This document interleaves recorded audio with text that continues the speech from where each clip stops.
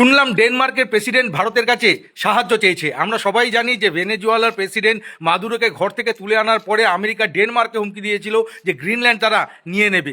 আর এর মধ্যে একটা ভিডিও ভাইরাল হচ্ছে যেখানে ডেনমার্কের প্রেসিডেন্ট ভারতের সাহায্য চাইছে। কিন্তু কেন? বিশ্বে এত শক্তিধর দেশ রয়েছে, রাশিয়া রয়েছে, চীন রয়েছে, নর্থ কোরিয়া রয়েছে, ফ্রান্স রয়েছে, ব্রিটেন রয়েছে, জাপান রয়েছে, জার্মান রয়েছে, এত শক্তিধর দেশ ছেড়ে দিয়ে ভারতের কাছে কেন তারা সাহায্য চাইছে ডেনমার্কের প্রেসিডেন্ট? তার কারণ হচ্ছে যে একমাত্র পৃথিবীর দেশ ভারত এবং একমাত্র প্রধানমন্ত্রী নরেন্দ্র মোদী যিনি কোনো রকম সামরিক শক্তি ছাড়া, সামরিক প্রতিযোগিতা ছাড়া, সামরিক প্রতিদ্বন্দ্বিতা ছাড়া আমেরিকাকে জব্দ করতে পারে।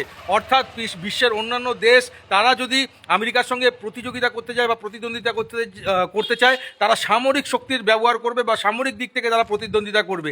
কিন্তু একমাত্র দেশ বা একমাত্র প্রধানমন্ত্রী নরেন্দ্র মোদী, ভারতবর্ষের প্রধানমন্ত্রী, তিনি কিন্তু কোনো রকম সামরিক শক্তি ছাড়াই আমেরিকাকে জব্দ করার শক্তি রাখে বা বুদ্ধি রাখে বা মেধা রাখে। ঠিক সেই কারণেই কিন্তু ডেনমার্ক ভারতের কাছে সাহায্য চেয়েছে, কারণ তিনি জানেন যে নরেন্দ্র মোদী একমাত্র পারবেন যে কোনো রকম সামরিক শক্তি ছাড়া, বোমাগুলি ছাড়া তাকে এই বিপদ থেকে মুক্ত করতে।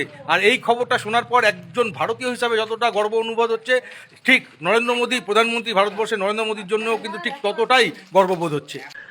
I think India would be very angry if it happened to a region of India as well, and so should every country.